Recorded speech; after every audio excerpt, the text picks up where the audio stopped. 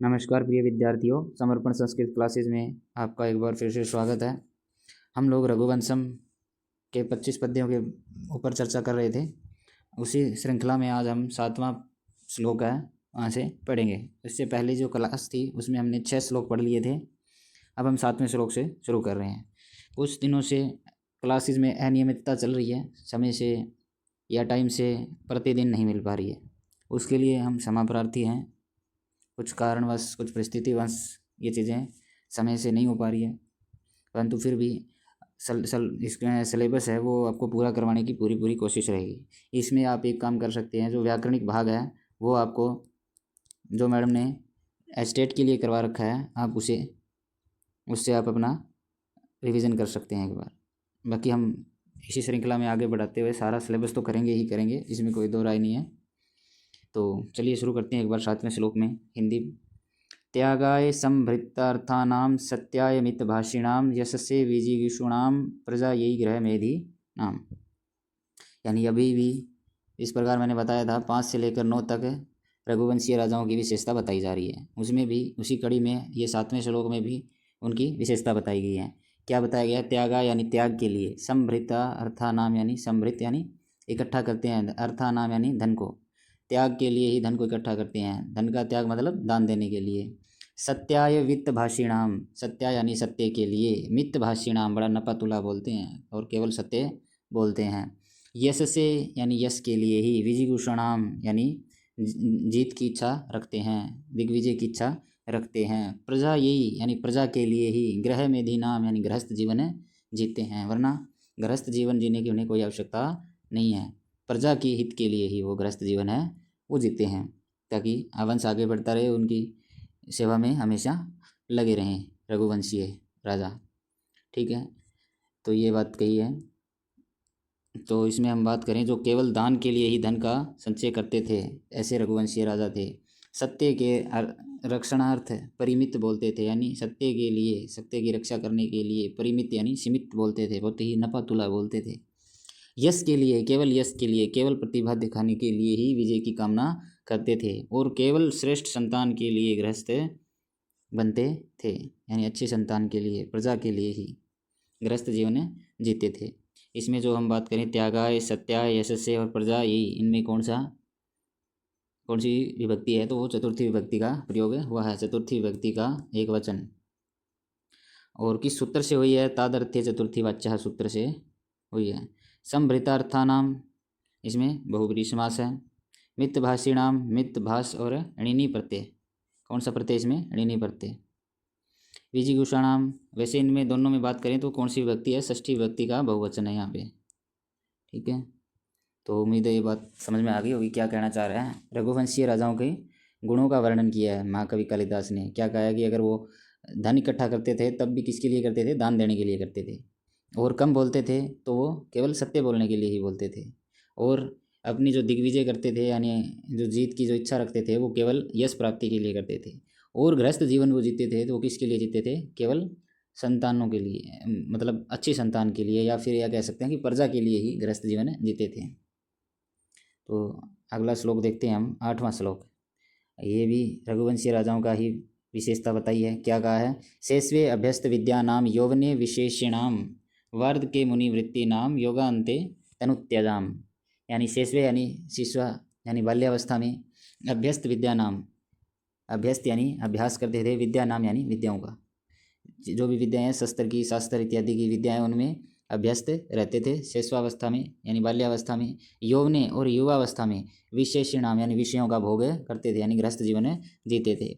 वर्ध के मुनिवृत्ति नाम, वर्ध के यानी बुढ़ापे में, मुनिवृत्ति नाम यानी मुनियों जैसा व्यवहार करते थे या आचरण करते थे, उनके जैसे कार्य करते थे। योगा अंते, योगेन अंते, अंत में, योगेन यानी योग द्वारा, तनु त्यजाम अपने शरीर को त्याग देते थे। योगेन कौन सी विभक्ति है? तृतीय विभक्ति का एक वचन, योग द्वारा।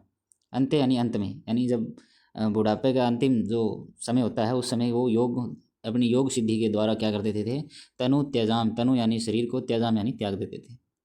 यानी रघुवंशीय राजा क्या करते थे कि जब वो बाल्यावस्था में होते थे तब तो वो विद्याओं में अभ्यस्त यानी अभ्यास करते थे, विद्याओं का अभ्यास करते थे। विद्याएं शस्त्र की, शास्त्र की, और जितनी भी राजनीतिक विद्यार्थी उनके अभ्यास में लगे रहते थे। यौवने यानी युवावस्था में, यौवने कौन सी व्यक्ति है, सप्तमी व्यक्ति का एक वचन।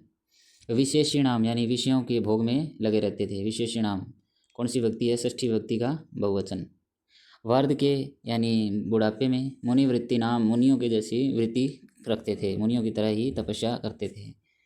ठीक है, ये ऐसी इनकी विशेषता बताई है। भावार्थ पढ़ते हम, यानी जिन्होंने बाल्यावस्था में समस्त विद्याएं प्राप्त की, यौवन में धर्म सम्मत सांसारिक सुख भोगा, वृद्धावस्था में मुनियों की तरह संयमित तप किया और अंत में योगाभ्यास द्वारा परम पद प्राप्त किया, यानी अपने शरीर को त्याग कर दिया, यानी मोक्ष की प्राप्ति की।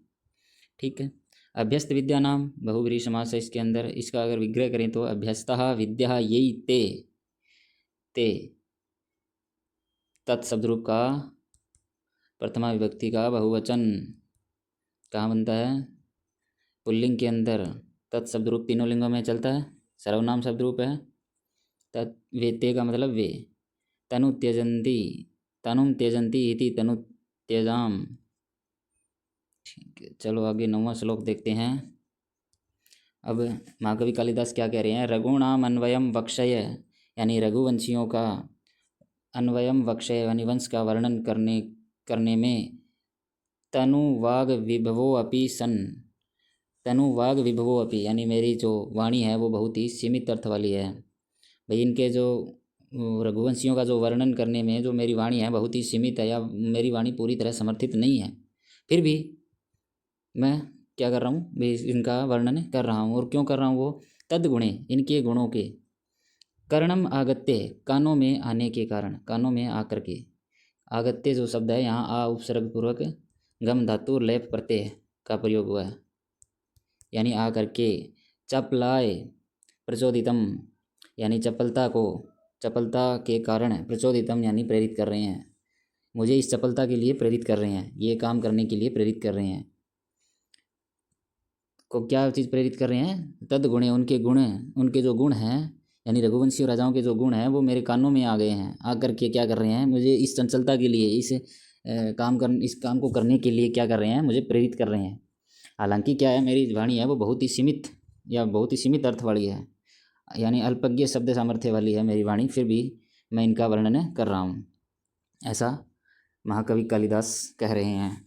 क्या कह रहे हैं, यद्यपि मेरी वाणी का सामर्थ्य बहुत सीमित है, फिर भी उन रघुवंशी राजाओं के उदात्त गुणों ने मेरे कानों में पढ़ करके मुझे इस चंचलता के लिए प्रेरित किया। अंततः मैं इनका कुल वर्णन करता हूँ। बात समझ आई। अब हम बात करें तो तनु वाग विभव,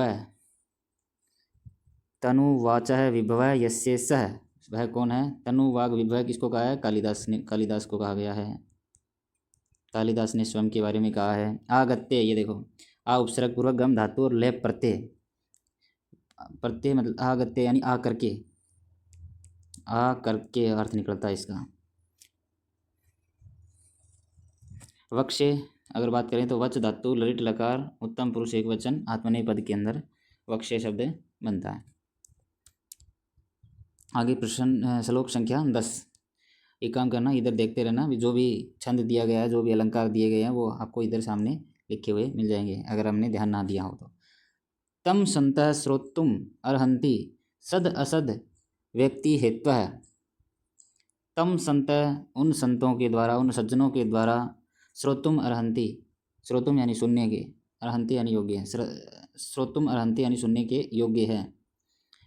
कौन से संत, जो सद असद व्यक्ति हेत्व, जो व्यक्ति, जो सज्जन सद असद यानी सत्य और असत्य यानी गुण और दोष का हेतु हो, यानी उसमें भिन्नता करने में, उनको अलग कर पाने में समर्थ हैं, ऐसे संत ही इस जो मैं अभी जो लिख रहा हूँ रघुवंशम, उसका उनको सुनने के योग्य हैं। जो व्यक्ति, जो साधु सद असद का हेतु होगा, उसमें उनको अलग करने में, गुण और दोष को अलग करने के लिए समर्थित व्यक्ति होगा, समर्थित विद्वान होगा, वही इसको सुनने योग्य है। आगे क्या कहा है, हेमना यानी सोना, संलक्ष्यते ही अग्नौ, अग्नौ यानी आग में ही, हेमना यानी सोना, संलक्ष्यते यानी शुद्ध होता है। ठीक है, तपाने से ही शुद्ध होता है। आगे क्या है, विशुद्धि श्यामिका अपि वा, यानी जब हम आग सोने को आग में तपाते हैं तभी उसमें विशुद्धि यानी सभी शुद्धि होती है, श्यामिका पीवा, और जो मलिनता है वो अलग हो जाती है। ठीक है, इसी प्रकार जो इस प्रकार की यानी अग्नि के समान अगर कोई गुण और दोष निकालने वाला विद्वान है, वही व्यक्ति मेरे द्वारा लिखे गए इस ग्रंथ को सुन करके या समझ करके ही इसमें जो शुद्धियाँ हैं या गुण है उनको परख सकता है। ऐसा कालिदास कह रहे हैं। क्या कह रहे हैं? भले और बुरे का यथार्थ निर्णय करने में जो समर्थ सज्जन ही इस काव्य को सुने, क्योंकि सोने की वास्तविक शुद्धता और उसका खोटापन अग्नि में तपाने से ही परखा जाता है। ये बात ध्यान रखना। सद असद व्यक्ति हेत्व, यहाँ द्वंद्व समास है, सद असद इनमें द्वंद्व समास है। तयो व्यक्ति, वो जो ऐसा काम करने में वो समर्थ व्यक्ति है, वो इसमें क्या है? षष्ठी तत्पुरुष।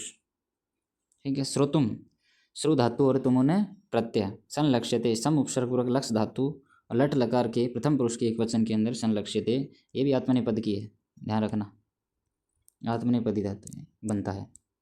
अब प्रश्न संख्या या श्लोक संख्या 11 की बात करें तो क्या कह रहा है? वैवस्वतो मनुर्नाम माननीयो मनीषिणाम बभुव प्रथम क्षितिशा नाम प्रभवे प्रणव छंदसाम इव। यहाँ से क्या है, जो हमने कहा था अभी, इस रघुवंश के अंदर 31 राजाओं का वर्णन है, रघुवंशीय राजाओं का वर्णन किया गया है। उसमें जो पहले राजा हुए थे, जिसका हमने कहा था सबसे पहले परिचय में बताया था कि मनु नाम के पहले राजा, उनका जो वर्णन है वो शुरू हो चुका है।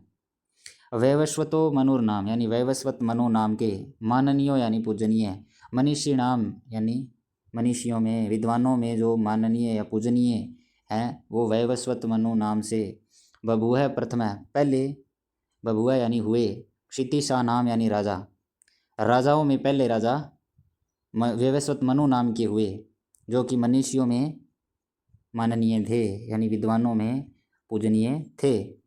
पर भवे प्रणव छंदसाम इव, छंद बोलते हैं वेदों को, छंदसाम इव, छंद वेदों में जिस प्रकार प्रणव है यानी ओंकार, पर भवे यानी प्रकाशित होता है, जिस प्रकार ओंकार शब्द छंदों वेदों के अंदर प्रकाशित होते हैं, उसी प्रकार राजाओं के अंदर पहले मनीषियों राजाओं में और विद्वानों में जो पहले राजा माननीय राजा हुए वो कौन थे? वैवस्वत मनु नाम, यानी प्रणव छंदसाम युग कौन है? तो वो वैवस्वत मनु।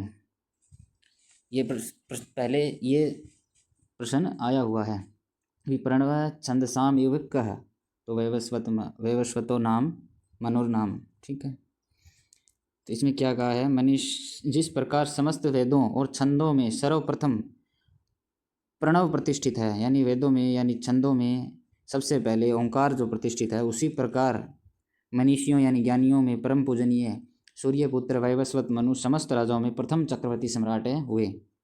ठीक है, पहले राजा कौन हुए? तो वो वैवस्वत मनु हुए। ठीक है, वैवस्वत, इसमें अपत्य अर्थक अण प्रत्यय का प्रयोग हुआ है। माननीय, मान धातु, मान शब्द अनियर प्रत्यय, बभुव, ये ध्यान रखना, लिट लकार के अंतर्गत प्रथम पुरुष का एक वचन बनता है। धातु कौन सी है? भू धातु। इसमें धातु का द्वित्व होता है। क्या होता है? द्वित्व, धातु का द्वित्व हो जाता है, और इसमें जो भी प्रक्रियाएं चलती है वो आप आगे सीखना। श्लोक संख्या 12, ये क्या कह रहा है? तद अन्वे शुद्धिम मति प्रसूत शुद्धिम तरह दिलीप इति राजेंदु इंदु शीर निधाविव। अब यहाँ पे दूसरे रघुवंशीय राजा दिलीप का वर्णन शुरू हुआ है। राजा दिलीप क्या है? तद अन्वे, उन वंश के वर्णन में, शुद्धि मति, शुद्धि यानी पवित्र, मति यानी बुद्धि वाले, प्रसूत यानी हुए, शुद्ध बुद्धि वाले यानी पवित्र बुद्धि वाले, प्रसूत यानी हुए। लेकिन उनमें भी शुद्धि मित्र, यहाँ पे तरफ प्रत्यय का प्रयोग हुआ है, यानी जो उस वंश के अंदर क्या हुए हैं भी शुद्ध बुद्धि वाले या पवित्र बुद्धि वाले हुए हैं, लेकिन उनमें भी शुद्धिम तरह यानी और अधिक शुद्ध आचरण वाले राजा दिलीप नाम के राजेंदु यानी चंद्रमा के समान राजा हुए। और शीर निधा, और वो चंद्रमा के समान, कैसे चंद्रमा के समान हुए? शीर निधा विव, यानी क्षीर सागर से जिस प्रकार चंद्रमा इंदु, यहाँ देखो 2 बार इंदु शब्द आया, एक बार तो चंद्रमा के लिए प्रयुक्त हुआ है, एक बार राजा के लिए प्रयुक्त हुआ है। जिस प्रकार क्षीर सागर से चंद्रमा का पवित्र चंद्रमा उत्पन्न हुए, वैसे ही राजा दिलीप हैं वो राजाओं के अंदर चंद्रमा के समान प्रतिष्ठित हुए, लेकिन शुद्धिम तरह है, यानी बहुत शुद्ध आचरण वाले हुए। ठीक है, यहाँ इसमें राजा दिलीप के विशेषणों का वर्णन किया है। शुद्धिम तरह का तो आप क्या कहेंगे, राजा दिलीप है। ठीक है, इसमें क्या कह रहा है, जिस प्रकार क्षीर सागर में निर्मल चंद्रमा प्रकट हुआ, उसी प्रकार उस पावन मनु वंश में, इसका हम वर्णन कर रहे हैं, हमें चंद्रमा के समान तेजस्वी और चंद्रमा के ही समान है पवित्र राजा दिलीप का जन्म हुआ। ठीक है, शुद्धिम तरह, देखो शुद्धि धन मतु प्रत्यय से शुद्धि मत शब्द बना, उसमें तरप प्रत्यय का प्रयोग करके शुद्धिम तरह शब्द बना। राजेंदु, राजा इव इंदु प्रसूता यानी उत्पन्न हुए, प्र उपसर्ग पूर्वक सु धातु और तय प्रत्यय। अब हम बात करते हैं श्लोक संख्या 13। इसमें भी राजा दिलीप का ही वर्णन है, एक बात याद रखना, लेकिन उनके शरीर का वर्णन है भी, उनका शरीर कैसा था। तो इसमें हम बात करें तो व्यूढ़ो रसको, व्यूढ़ो यानी व्यूढ़ो मतलब बहुत चौड़ी, रसको मतलब छाती वाले, बहुत चौड़ी छाती वाले थे। वृष स्कंधा, या वृष यहाँ बोलते हैं बैल को, बैल के समान स्कंधा यानी कंधों वाले थे, बैल के समान कंधे वाले, बहुत मजबूत कंधे वाले थे। तो राजा दिलीप है वो बहुत चौड़ी छाती वाले और बैल के समान मजबूत कंधे वाले थे। साल प्रांसुर महाभुजा, उनकी भुजाएं कैसी थी, साल प्रांशु यानी साल के वृक्ष के समान लंबी भुजाएं थी। ठीक है, आत्धर्म इव देह सात्रो धर्म इव प्रह, इसमें कुछ गड़बड़ लग रही है, 1 मिनट रुकना मैं चेक करता हूँ। हाँ देखिए, यहाँ कुछ गड़बड़ है कि ये यहाँ पे आत्धर्म नहीं है, यहाँ पे है आत्मकर्म समम। आत्म यानी आपने अपने कर्मों को, अपने कर्म को, समम यानी समर्थ, अपने काम को करने में समर्थ, इव देह यह देह के समान, देहम यानी इस देह को, यहाँ क्षात्रो नहीं है, क्षात्रो यानी क्षत्रिय धर्म, क्षत्रिय धर्म के समान, अप्रह यानी इव अप्रह यानी धारण किए हुए हैं। उन्होंने जो शरीर है वो क्षत्रिय धर्म के लिए धारण कर रखा है, जिसमें अपने कर्मों को करने में वो समर्थ हैं, यानी अपने क्षत्रिय धर्म को निभाने के लिए ये जो शरीर है वो बहुत ही समर्थ है। ठीक है, ये सब इसमें किसका वर्णन है, महाराजा दिलीप का वर्णन है। उनके शरीर की विशेषताएं बताइए अभी, कैसा उनका जो उनका शरीर है, उनका डील डोल है, कितना हष्ट पुष्ट है, तो उसके बारे में बताया। तो इसका जो अगर भावार्थ हम देखें तो विशाल वक्ष शतल यानी चौड़ी छाती वाले हैं, वृषभ जैसी बलिष्ठ कंधे हैं, शाल वृक्ष जैसा उन्नत यानी लंबा शरीर है और दीर्घ भुजाएं हैं। वे राजा दिलीप ऐसे सुशोभित हो रहे हैं मानो साक्षात क्षत्रिय धर्म ने ही देह धारण कर लिया हो, यानी साक्षात धर्म ने, क्षत्रिय जो धर्म है उसने ही देह की धारण कर लिया हो। ठीक है, व्यूढ़ो रश्क है यानी वूढ़म उर यश्य सह, इसमें बहुव्रीहि समास है, यानी चौड़ी छाती वाले। वृष स्कंध, यहाँ भी बहुव्रीहि समास है। वृषस्य स्कंध इव स्कंध यस्य सह, यानी बैल के समान कंधे हैं जिसके, वह, ये महत्वपूर्ण है, ये पहले कई बार पूछा भी गया है स्टेट के अंदर। वृष स्कंध है, इसका समास में विग्रह, समास विग्रह पूछा गया है, और व्यूढ़ो रस का भी पहले 1-2 बार पूछा गया है। शाल प्रांशु यानी शाल है, इव प्रांशु यानी शाल वृक्ष के समान, प्रांशु यानी लंबे या ऊंचे।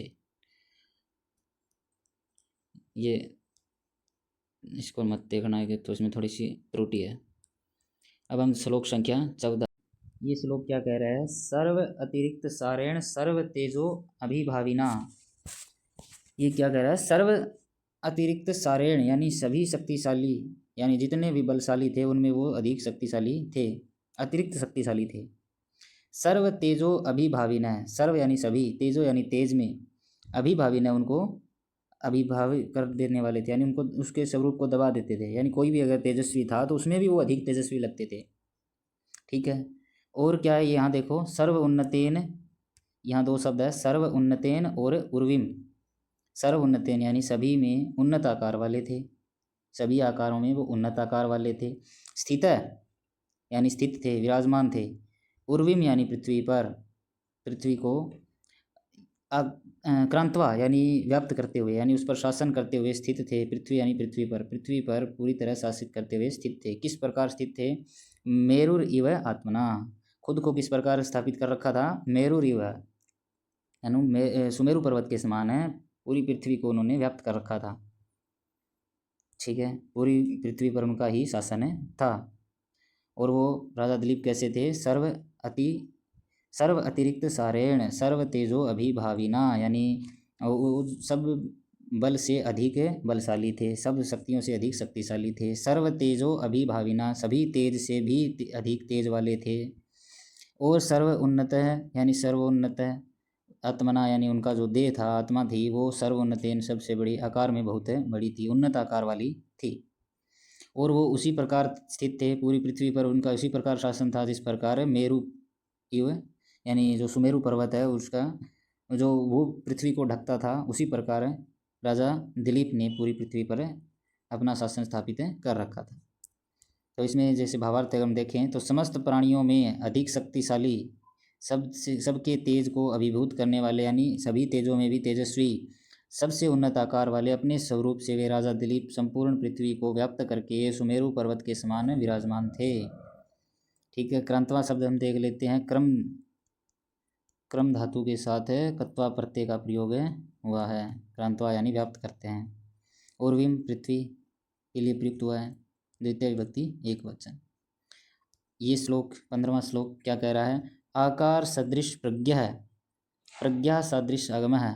आकार यानी उनका जो जितना विशाल आकार था, सदृश उसी के समान, प्रज्ञा यानी बुद्धि वाले थे। प्रज्ञा सदृश आगम है, और जितनी बड़ी उनकी बुद्धि थी उसी के समान यानी बहुत ही आगम है यानी वो ज्ञान वाले थे, उतने ही अधिक बड़े ज्ञान वाले, अधिक शक्तिशाली ज्ञान वाले, उनमें शास्त्र का ज्ञान बहुत अधिक था। आगमे यानी उस ज्ञान के द्वारा, सादृश आरंभ उस ज्ञान के समान ही, आरंभ यानी कर्मों को शुरू करते थे, काम को शुरू करते थे उस ज्ञान के आधार पर ही, यानी उनके पास जो शास्त्र का ज्ञान था उसी के सदृश वो किसी कार्य को आरंभ करते थे। आरंभ सदृश उदय यानी आरंभ जिस प्रकार का विशाल आरंभ होता था, बड़े ज्ञान वाला जो आरंभ होता था, जो कार्य शुरू होता था, उसका उदय यानी उसका परिणाम भी बहुत बड़ा यानी बहुत विस्तार वाला, बहुत विश्वास रूप वाला होता था। यानी उनके भव्यता की, उनकी बुद्धि की भी यहाँ पे विशेषता बताई है कि वो ऐसे नहीं थे कि बहुत आकार में, केवल शरीर के आकार में बड़े थे, बल्कि उनकी बुद्धि भी वैसी ही कुशाग्र थी, यानी तेज बुद्धि वाले थे। तो भावार्थ क्या कह रहा है? राजा दिलीप की बुद्धि उनके भव्य आकार के अनुरूप बड़ी थी, जिस प्रकार उनका शरीर इतना बड़ा था वैसी उनकी बुद्धि थी। और उनके शास्त्र ज्ञान उनकी बुद्धि के समान था, यानी उनकी अगर बुद्धि बड़ी थी तो उनका शास्त्र ज्ञान भी बहुत अच्छा था, और उन शास्त्र ज्ञान के अनुसार ही वो कार्य शुरू करते थे, आरंभ करते थे। और वो जो कार्य जो आरंभ करते थे, उनका जो परिणाम था वो भी उतना ही विशाल आता था, यानी उसका परिणाम है वो भी बड़ा विशाल मिलता था, उनको बड़े अनुरूप मिलता था, उनके बुद्धि के अनुरूप ही, उनके ज्ञान के अनुरूप ही प्राप्त होता था। तो राजा दिलीप के बारे में ये विस्तार से उन्होंने बताया है, उनकी विशेषता, बुद्धि की विशेषता बताई है। ये जो आकार सदृश प्रज्ञा है, सदृश आगम है, सदृश आरंभ है, आरंभ सदृश उदय है, इन सब में बहुब्रीहि समास का प्रयोग हुआ है। इनका भी अब वो देख लेना, विग्रह देख लेना। आकारेण सदृश ही प्रज्ञा यस्य सह, आकार के समान ही जिसकी बुद्धि है, यानी जैसा उसका आकार इतनी बड़ी बुद्धि। प्रज्ञया सदृश आगम यस्य सह, प्रज्ञया सदृश यानी बुद्धि के समान ही, आगम यस्य सह ज्ञान है जिसके पास वह। आगमई सदृश आरंभ यस्य, आगमई सदृश यानी ज्ञान के समान ही, जिस प्रकार का ज्ञान था उसी के समान, आरंभ यस्य से यानी जिसने काम को आरंभ किया, शुरू किया है वह व्यक्ति। आरंभस्य सदृश उदय यस्य स, आरंभ के समान ही, जिस प्रकार का उन्होंने आरंभ किया है वैसा ही उदय उसका परिणाम भी वैसा ही उनको विशाल मिल रहा है, प्राप्त होने वाला वह व्यक्ति, प्राप्त करने वाला वह व्यक्ति। ठीक है, ये सब किसकी विशेषता है? राजा दिलीप की विशेषता है। ठीक है, अब हम बात करते हैं श्लोक संख्या 16।